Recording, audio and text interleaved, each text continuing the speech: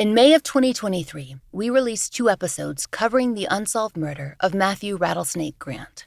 That's when we first began working with his aunt, Rhonda Grant Connolly, who has since gone on to begin the Blackfeet Nation MMIP organization, and who has connected us with families over the past 2 years. Matthew was killed in December of 2016. As the case enters its 9th year, Rhonda has been working with law enforcement to finally hold Matthew's murderers responsible, in the hopes of bringing in any new information, especially from people who might not have been ready to speak in 2016, but who are now willing to help Matthew's family. We are re-airing both his episodes. There is a $10,000 reward available in Matthew's case. As you re-listen to his episodes, please take a moment to share the reward poster available on our social media. As Rhonda said, if you know something, say something. You can follow the work that she's doing with Blackfeet MMIP on Facebook. We've included links in our show notes. This is part 2 of a 2-part series. Please listen to part 1 before continuing with this episode. This series contains discussion of suicide, homicide, crime scenes, and violence. Listener discretion is advised.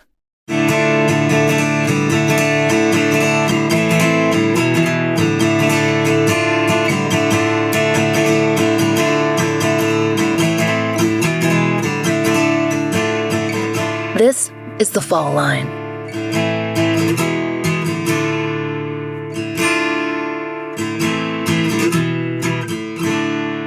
Last time on The Fall Line, we began our coverage of the 2016 disappearance and murder of Matthew Rattlesnake Grant. Matthew's aunt, Rhonda Grant Connolly, told us about his childhood. Matthew was the firstborn child of Ray Grant and Eileen Rattlesnake, and they'd go on to have 2 children together before ending their relationship while Matthew and his sister Cheyenne were still young. Though Matthew lived the majority of his time in Alberta, Canada, with his mother and his younger siblings, he also spent a significant portion of his childhood in Browning, Montana, with his father, Ray Grant's relatives. That connection was important to him and to his father's family.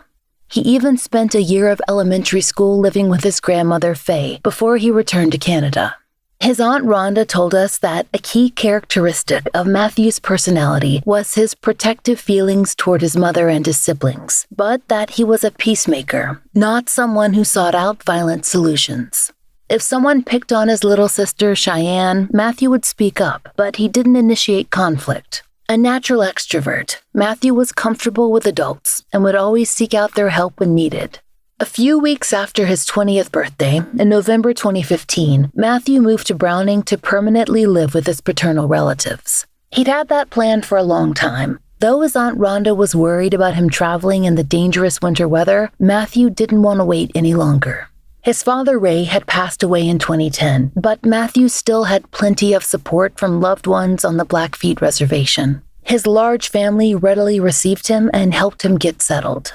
Since Matthew could not legally work in the U.S. without all of his formal paperwork from Canada, and there was a snag in receiving it, that support was especially important. But, as his aunt pointed out, he was quick to help the family out too. Matthew loved art, just like his father had. Where his father Ray had carved antler and worked with wood, Matthew concentrated on drawing.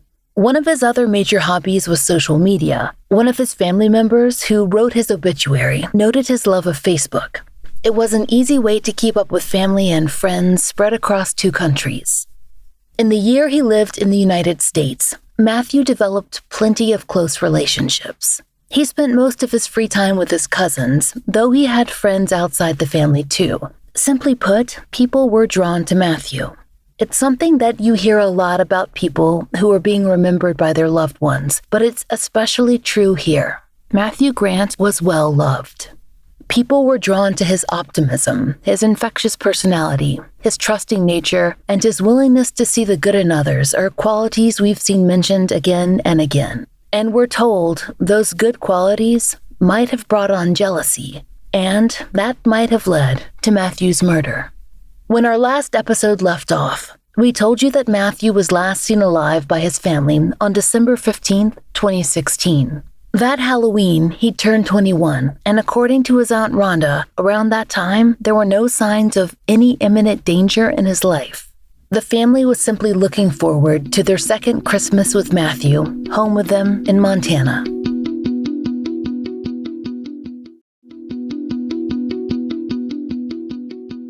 Per KRTV, Matthew was reported missing on December 15, 2016. His aunt Fonda told Rhonda that he'd left with two individuals who had picked him up in a vehicle.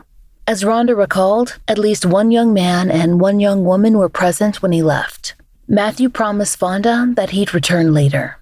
As we told you last episode, Rhonda recalled her sister's story that, quote, a young gentleman got out of the vehicle, knocked and asked for Matthew. Matthew jumped up and he was in his room. Fonda asked him where he was going and he said, I'll be right back. That was the last time she saw him. When Fonda couldn't reach Matthew by phone, she began to post on social media, on Facebook, in hopes that he might see her comments on his page and answer her there. He was extremely active on the site, and he did have his phone with him when he left his aunt's home. KRTV reported that there was a storm that day in Browning, and according to Rhonda, her family and the community members who joined them in searching for Matthew, conditions only worsened as hours and eventually days passed. Matthew's family expressed that they reached out to Blackfeet law enforcement services to report Matthew missing, but that they had difficulty receiving official support and felt that there was a lack of concern. We did reach out to BLES for comment, but as of the time of this recording, we have not received a reply. We spoke with Rhonda about her impressions of Matthew's missing persons case in the early days. Here's what she told us. The police, they didn't take it seriously. They just assumed he was out partying. And we told them, no, it's not true. Were you surprised by how difficult it was to get help? Yes, I was. As we told you last episode, this left Matthew's family and friends to research how to conduct searches in extreme weather because that storm had continued. Rhonda recalled that family members were trudging through heavy snow, hanging up posters, driving to towns miles away on dangerous roads. And Rhonda herself could do nothing. As she told us, she'd just had knee surgery and her husband Gordon was in the hospital when Matthew disappeared. So, she was stranded at home, worrying, waiting for news. Family members near and far kept up with each other by phone and especially on Facebook. That's where Matthew's cousin, Tara, was following his case. Matthew's cousin, Tara Walker-Lyons, has spoken with many news organizations since his disappearance. She recalled to KRTV that reading the posts was terrifying, especially because she was not in Montana at the time and couldn't help. She explained, quote, that sense of helplessness, I think from being far away, it was paralyzing. That is a kind of terror we cannot fathom unless you've been in those shoes. At this point, did your family start getting more help from the police department? So who eventually stepped up was Homeland Security, Robert DeRozier. And Tyson Running Wolf, he was one of our council members for the tribe at that time. And they're the ones that start helping. And then eventually the Browning PD stepped in. And then even the sheriff department stepped up. Yeah, after like I want to say 3 weeks is when we finally start getting help from the authorities. But other than that, it was his family members that were searching for him. Another thing Rhonda's family heard in those weeks Matthew was missing were rumors. They heard that something had happened to Matthew, but also that he'd been seen at some point in the area of Star School, possibly at a party or hanging out at someone's house. Star School is a small community less than 10 miles from Browning. The census reports that less than 70 families reside there, though as we told you last episode, those counts are often inaccurate. Matthew's family was sure that he was not off the grid partying, not all those days later. He would have called or posted on social media, but they reported everything they were told to law enforcement. They also followed up on leads themselves, reaching out to other young people who they knew or whom they were told had been in contact with Matthew. And I messaged one of the girls that he was friends with, and I asked her, where's my nephew? And she said, I don't know. And I said, well, I heard that you were with him the night he went missing. And she said, no, I don't know.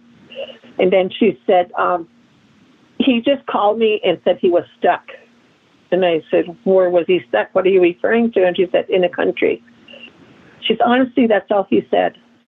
According to Rhonda, law enforcement eventually got information that spurred them to head toward the Star School community in search of Matthew.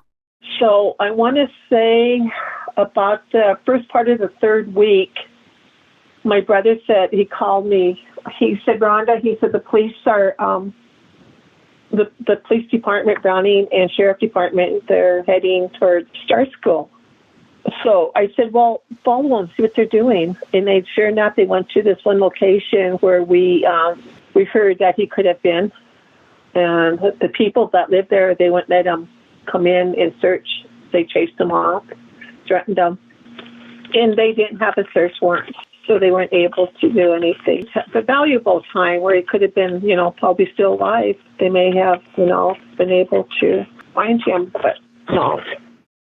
We'll come back to what Rhonda just said, quote, the valuable time where he could have been probably still alive. But there are other things that you need to know first. The search for Matthew continued through the Christmas holidays. On December 31st, 2016, after 2 weeks of searching and worrying and waiting, Rhonda got a call, but it was not the one that she'd been praying for.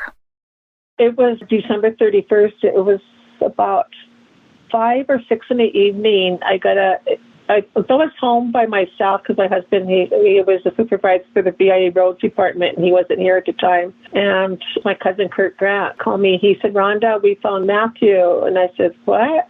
He said, he was behind in this alley. And I said, no, it's not him. I said, are you sure? And he said, yeah. I said, no. I said, you've talked to the police. And, I didn't want to believe it. So anyway, my aunt called me. She was just sobbing on the phone. She said, Rhonda, they found Matthew. And I said, where? She said, he was right behind my house. And I said, what? And she said, could you please come up? I said, Carol, I can't even walk and I can't drive. She was just sobbing, It was heartbreaking because I was here alone and she was there alone. And I called my brothers and sisters and they went out there and they really wouldn't let them get close to the area. So a person that lived a few houses across the alley, and they invited them in. They said, you can wait here, until you find out, if it is Matthew. Some people found him. I guess they were walking, and I thought it was a Christmas tree laying there on top of the snowdrift. And when they stopped, it was Matthew. He was just still in there. He wasn't there all that time because they searched that a few days prior to him being found there. Matthew's cousin Tara told KRTV, quote, he was missing for 2 weeks before his body was dumped in an alleyway. In those 2 weeks, there was Christmas, and there was a lot of pain, and so my family is still dealing with that. In that last clip, Rhonda mentioned her belief that Matthew was alive for some or most of the time that he was missing. It's not simply based on the phone pings she was told law enforcement followed, or on rumors. Rhonda keeps coming back to the search. She says that she knows. Her family had been through that area. It's one that she's familiar with. After all, her relative lives extremely close to the spot where Matthew was discovered. And there were other odd things about how he was found as well. And then you can tell he wasn't there all that time because he wasn't, the snow, he wasn't covered up with snow. To me, I'm thinking while he was missing those 3 weeks, I heard stories that they kept moving him, that he was alive for some time. I know he was tortured. And when he was found, he was laying in a fetal position and his shirt was kind of pulled up around him like someone, pulled him. They pulled him, out of some type of vehicle or something. And he had ice in his hair, so I'm thinking that he was still warm when I threw him in there on the snowdrift. I don't know. That's my feelings. I don't know. I hope not. One of the possible leads that Rhonda and her family have received concerned the type of truck that was in the area and the time period directly preceding the discovery of Matthew's remains. And I've had several people approach me and tell me that they did see a red pickup that night. They could hear it.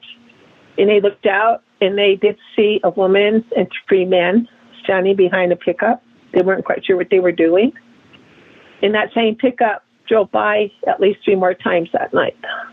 And I did tell the police, I asked them to talk to the individuals that approached me, and I don't know if they ever did. Rhonda also told us that she'd heard rumors that the red truck was hidden on a nearby ranch, so it wouldn't be spotted by law enforcement after the sightings of the vehicle had been reported. The shock of discovering Matthew was still fresh when his family began to ask how exactly he died and what had happened to him in the weeks between his disappearance and the recovery of his remains. Did they ever give your family a cause of death? The person that actually, the autopsy, he wasn't quite sure. It was from hypothermia or from his wounds. So that is one good thing that they didn't put hypothermia. So it's undetermined? Yeah. To clarify, in case discussion, cause and manner of death are terms that are often used interchangeably in crime entertainment, but they have very different medical and legal meanings. As Brooke highlights here, she and Rhonda are discussing cause, that is, the injury or situation that technically caused Matthew's death. Because of multiple injuries and the effect of the weather, the cause is what's undetermined. The manner of death, which can be ruled as homicide, suicide, accidental, natural, or undetermined, is not in question. Matthew's death was ruled a homicide. Rhonda can't go into the specifics of Matthew's injuries due to the ongoing investigation, but based on information given to a family member, it was truly awful, what she and we would consider to be torture. And it's difficult for his loved ones to imagine why anyone would hurt Matthew at all, and then to find out he was put through so much, so soon after he'd come to Montana to start fresh. As hard as it was to fathom, they did hear whispers as to why Matthew had been targeted. In a 2019 interview with KRTV, the local outlet who most extensively covered Matthew's case, Rhonda said, quote, "I can't trust. I don't know who was involved, but I know there was a lot involved. The rumors, it's hard. I shy away from people now." And her niece Tara told the outlet that, for the first time, returning to Browning made her worry. It didn't feel safe. As we alluded to in our first episode, the only motive that Matthew's family came upon was jealousy. Although one online article we found made brief reference to the idea that his death could be related to drug crime, though how there was no detail, that's not what Rhonda has heard. I think I have an idea because the person that's of interest, he was jealous of Matthew. It was call him Pretty Boy. I was thinking just because, just from the wounds, it was jealousy. That's the way I see it. And we have a general, we know who it is. People have been coming forward, and we knew from the beginning who it was. And I don't know why they can't resolve this. I have no idea.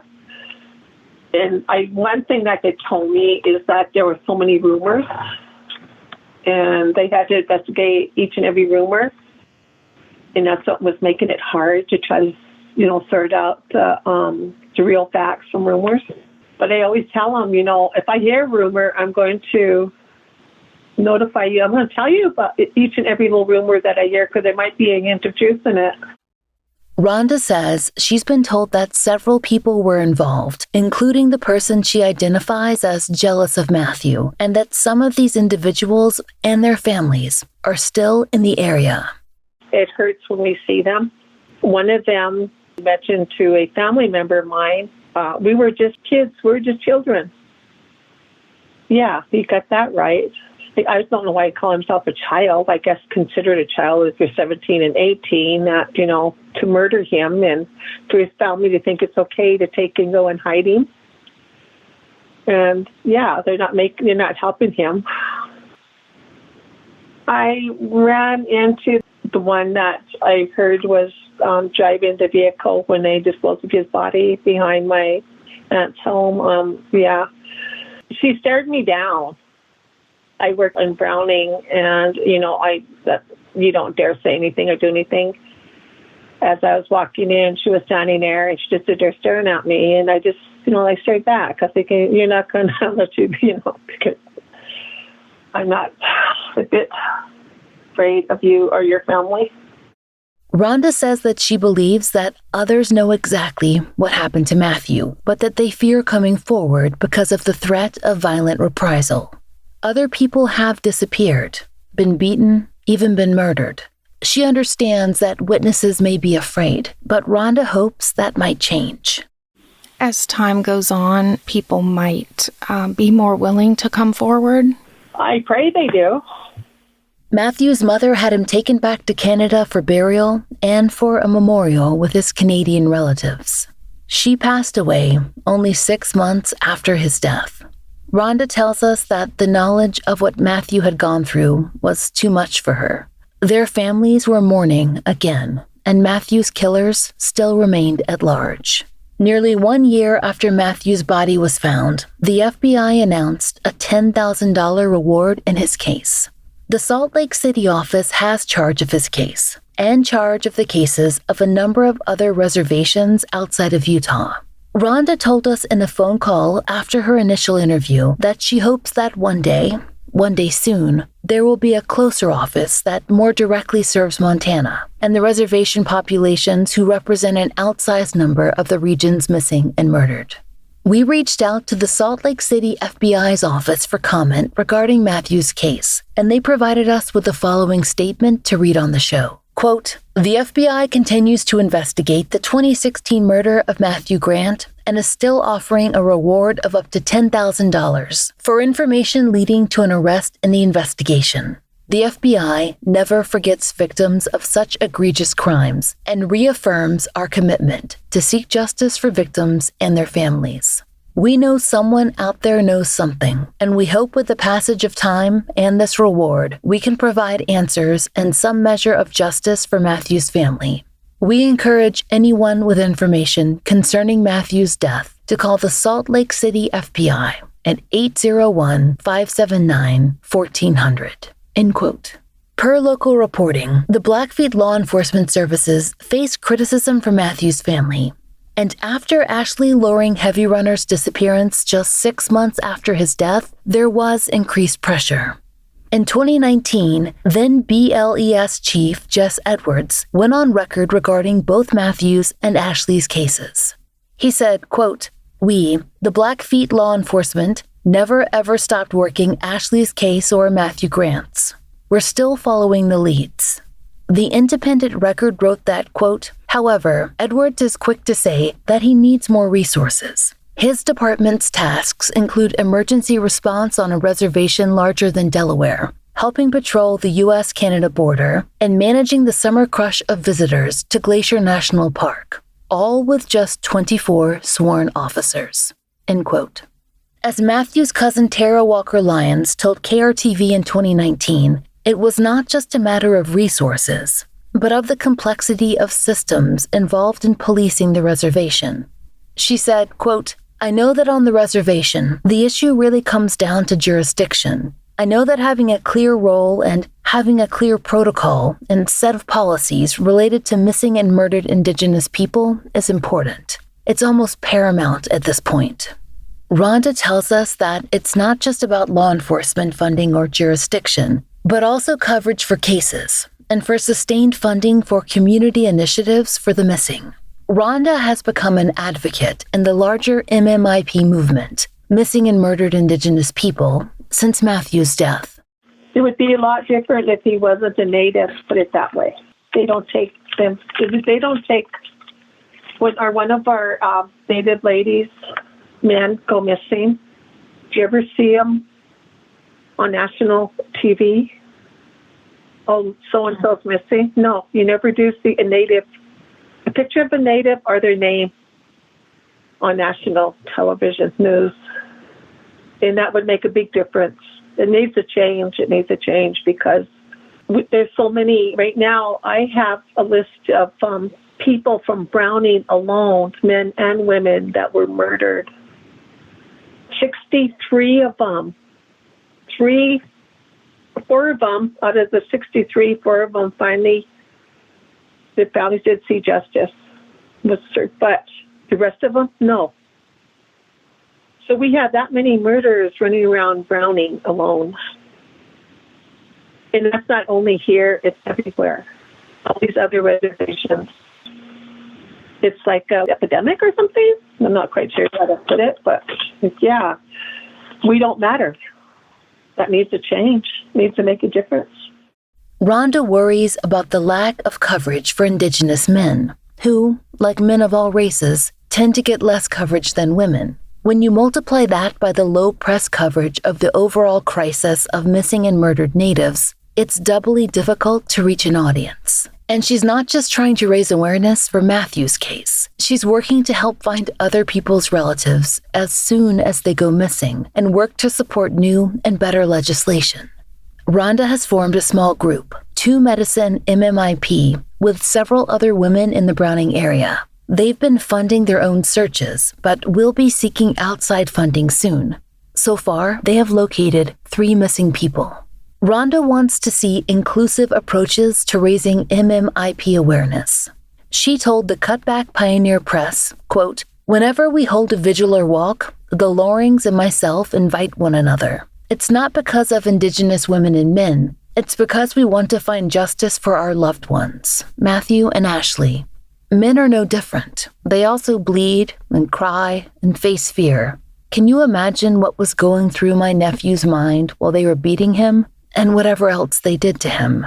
We also need our young boys and men represented and included as missing, murdered, and Indigenous men." The Pioneer Press reported that, quote, "They now have a national helpline for men and boys who are victims of domestic abuse. It's been launched by the Waterford Group Men's Development Network." Rhonda told the paper, quote, "Don't get me wrong. I meet a lot of beautiful ladies that lost a sister, a daughter, a granddaughter, or a mother who are with the group Missing, Murdered, and Indigenous Women. I know these ladies will join and support me, just as I stand and support them."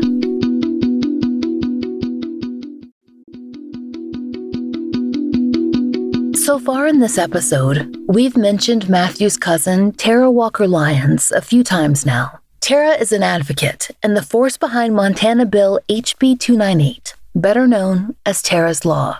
Per the Missoulian, the law requires that Montana join, quote, 45 other states that already have taken the step to require that information about childhood sexual abuse be taught in the schools. The bill was initially passed, but without funding, which meant, quote, it did not include any funding to develop a curriculum or hire people needed to provide training. Tara has sought to provide resources that might help children who are experiencing abuse and give them in-school resources, and also give teachers the power of a curriculum. But she's kept pushing for programs. In December 2018, she hosted an official Missing and Murdered Indigenous People event in Browning. KRTV reported that the event was a workshop, and that Tara explained that, quote, families were given a voice to discuss the helplessness they feel over their loved one's death, or disappearance, and frustration over the lack of information shared by investigators. Matthew and Ashley's families were both in attendance, and in-depth presentations were given on their cases, including a timeline covering the days leading up to Matthew's disappearance, down to his hourly social media posts. This was assembled by a volunteer. But, in addition, Tara called for action too. In a separate KRTV article, Tara explained, quote, "We aren't going to be taken seriously. I know my family had mentioned that they would be provided information. They felt like that information was not followed through on." And another KRTV interview quoted Tara too, quote, "With Ashley's disappearance, coupled with my cousin Matthew's death, we need someone to do something. Justice is something that seems so close, yet so far away for everybody." For all the cases we've discussed over these past 2 episodes, Arden Peppian, Leo Wagner, Ashley Loring Heavy Runner, Matthew Rattlesnake Grant, there has been no resolution, and Matthew's family, both maternal and paternal, has continued to face the ongoing effects of his violent murder and his open case. We told you of his mother Eileen's passing. Rhonda also explained the effects that she personally experienced, and that other deaths in the family soon followed Matthew's. Just to note, the following clip may be disturbing to some listeners.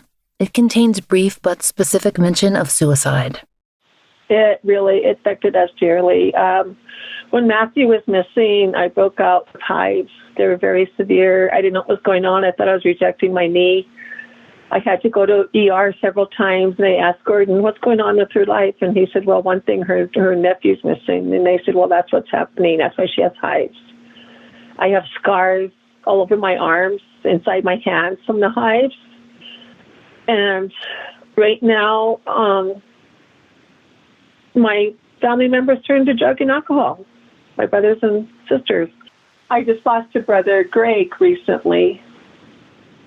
He had cirrhosis. And not very long after Matthew, we found him December 31st. In 2017, December 31st, one of my nieces took her life. She hung herself. She was close to Matthew. She was reading on Facebook the cruel and rude things people were saying about him when they had a poster reward. And some of the rude remarks people were saying, from other places, not from here.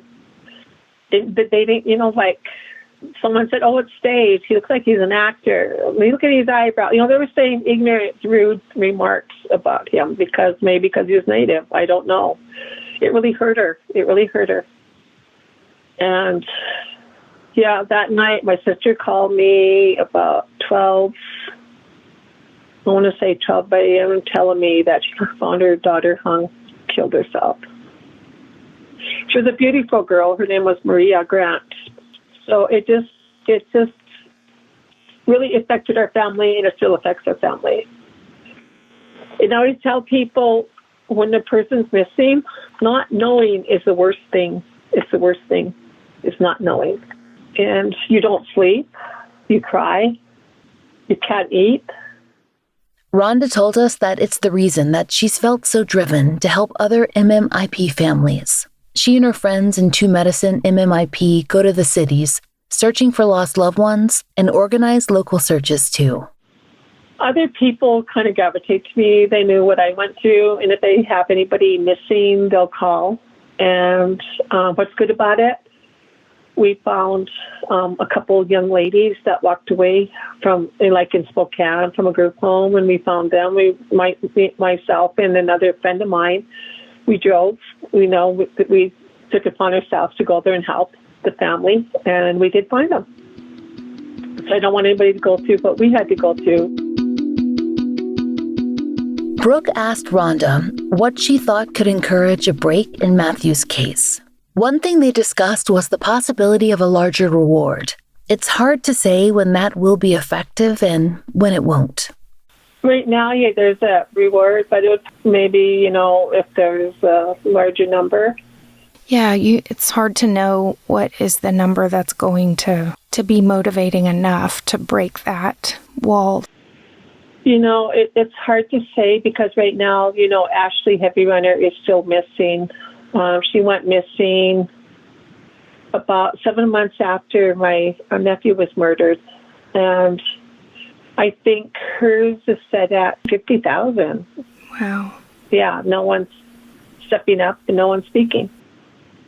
So I don't know what would motivate them. I try to shame them. I post things, to, make them think, okay, how could a person live with themselves knowing? I don't know. I have no idea. A final fact to share with you about Matthew is that shortly before his death, he found out that he was going to be a father. Precisely how long before, we aren't sure, but his son wasn't born until after his murder. His cousin Tara told KRTV that he got the news, quote, not long before. Here's what Rhonda told us. I don't know if you're aware of it, but my nephew, we weren't aware of it. until after his death that he was going to be a father. We didn't meet the lady until, I want to say, 4 months after his death. She was about 6 months pregnant, and she had a baby boy. His name is Matthew Jr., and she lived in Browning for a short time, and she moved to, I think she started attending a school away from here. Matthew Jr., he looks just like his father, and Matthew never met his baby boy. Matthew's family knows that his son will never know his father, but they hope, at least, that he will have answers. As each year passes, they worry more. Matthew's cousin, Jordan Morgan, said to KRTV in 2022, quote, "You think about little brother man. Is there any justice? Is there going to be any justice?" With other MMIP cases in the area gaining international focus, most notably the 2020 disappearance of Selena Not Afraid, a 16-year-old who went missing from a rest stop and was found frozen in Bighorn County. Perhaps Matthew's case will be examined more closely too. Unlike Matthew, Selena's death was ruled accidental, something her family has contested since the beginning, and something that is being investigated in a documentary called Murder in Bighorn.